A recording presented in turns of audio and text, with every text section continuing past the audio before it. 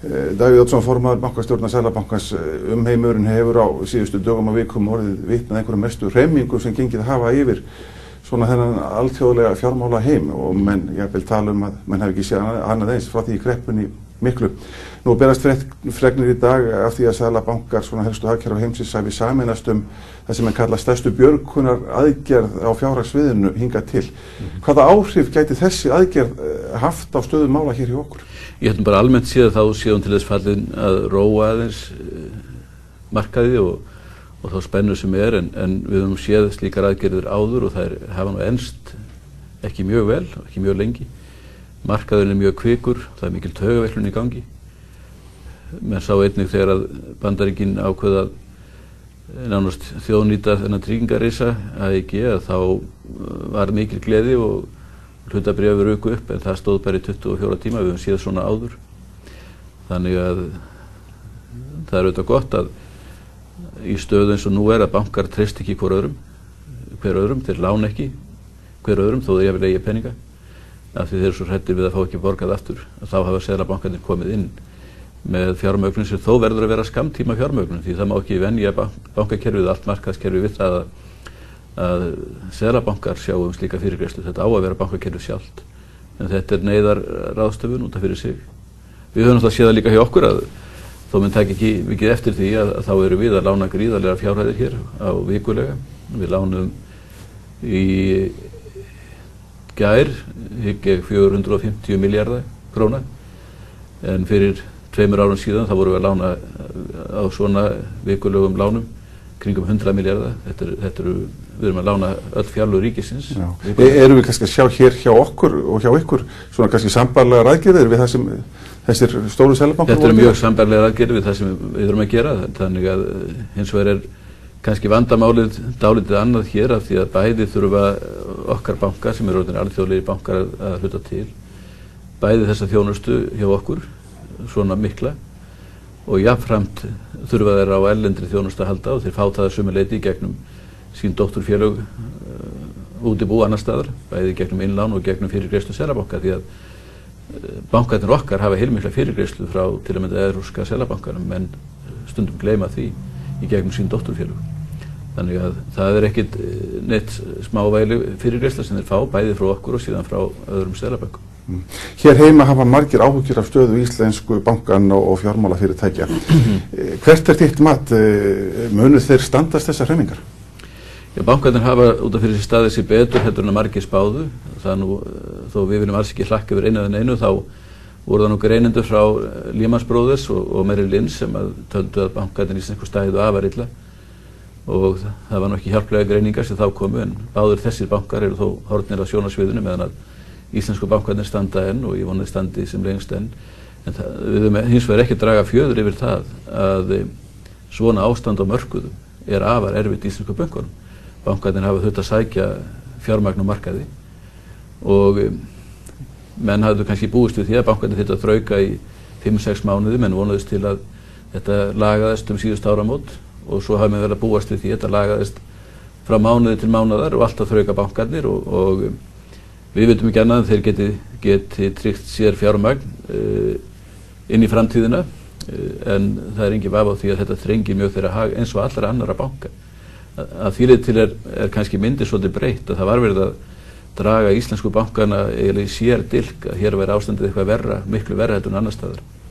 Nú sjá menn að það er ekkert annað lögmál sem gildir íslensku bankana heldur mjög marga aðra banka og það er út af fyrir sig breyting. Ég er ekki að segja að það sé góð breyting að því leyti til að það sé gott að allt kerfið sé að lendi ákveðnum vandræðum en það er þó sanngjarnari breyting að menn eru ekki að einblína á íslensku bankana og mikla vanda þeirra fyrir sér. En ég vil heldur ekki draga úr þeirra vanda, hann er töluverður en ég held að forráðamenn bankana hafi verið að sýna mikla útsjónarsemi og verið öflugir í því að berjast fyrir sínum bönkum, afla fjár eins og hægt er með öllum tiltækum ráðum og eins hafa þeir verið að draga úr kostnaði.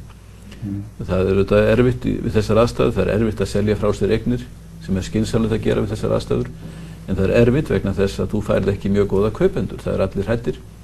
Kaupendur fá ekki almennileg lán til að kaupa hagstæðar eignir og þess vegna líklegir til að bjóða verri tilboð heldur en að menn vildu samþykja hér fyrir sölu og eignum. Þannig þetta allt saman mjög flókið og vand með farið. En ég vona að allir komist í gegnum þetta og það er þýðingamikið fyrir íslenskt efnahagslíf að það gangi vel. Þú segist vona en þú ert ekki viss að bankarnir standist þetta? Já, ég get ekki sagt fyrir frekar neitt annað hvað þetta stendur lengi. Ef að þetta stendur í 1, 2, 3 ári viðbót að markaðir sé allir lokaðir, þá held ég að verði mjög margir bankar í heiminum með miklum vandræðum, stórkostlegum vandræðum.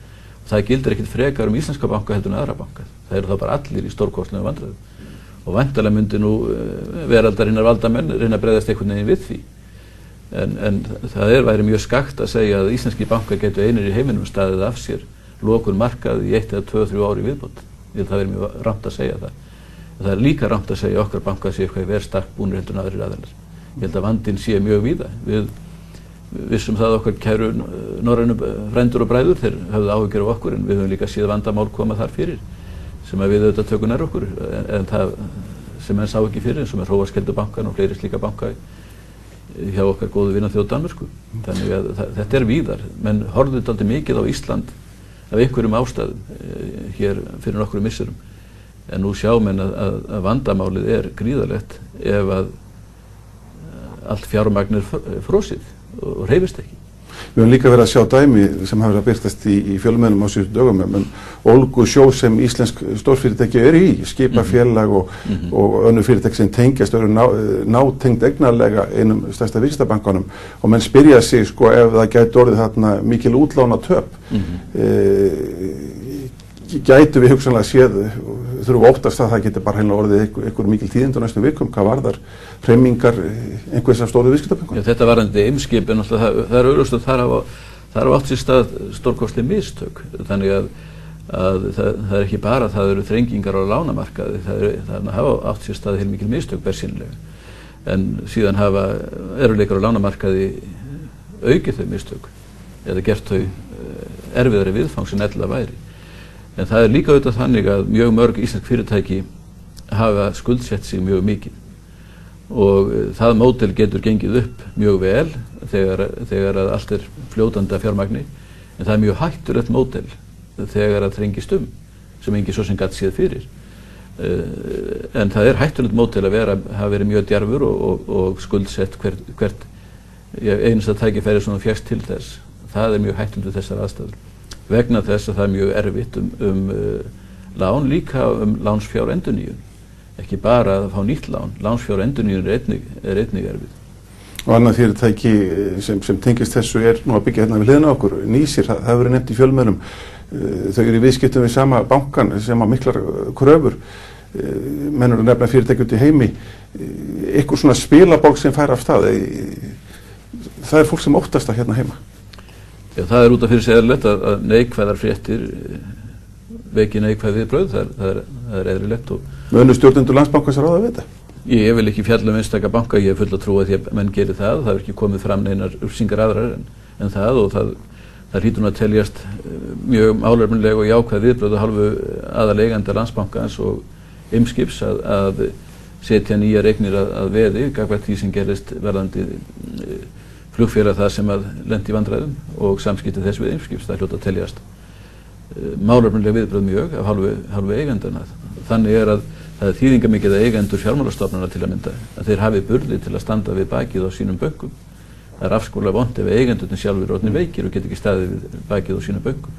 Menn gera alltaf ráð fyrir því fyrst ef að bankar lendi í vandræðum, að þá séu það eigendur bankana sem hafa komið inn með aukið hlutafé og þess áttar, en þá er þýðingamikið að þeir hafi burði til þess. Ég heyri líka bara að velnögt fólk, almennir sparifjáreigendur, eru farnir að spyrja sig, er peningunum mínum óhætt í íslenskum bönkum? Mun Seðlabankinn og Ríkissjóður standa á bakvið á ef þeir verða fyrir alvarlegum skakkaföllum? Ég get ekki séð fyrir mér það ástand án sem maður hafi rætt það við nokkurn mann, hvorki við Ríkisstjórnina eða aðra. Ég get ekki séð fyrir mér það ástand að íslenska yfirvöld myndi ekki tryggja innlendar innistæður í bönkum. Ef þú gerir það ekki, þá ertu búin að tapa niður vilja manna til að spara í næstu 20, 30, 40 ári. Þannig ég er sannfærður um það að menn vættu vera orðnir mjög aumir eða myndi ekki tryggja það að íslenskir innistæðueigendur í bönkum hérlendis myndi ekki tapa sínum fjármunum. Ég sé ekki fyrir mér að það geti gerst.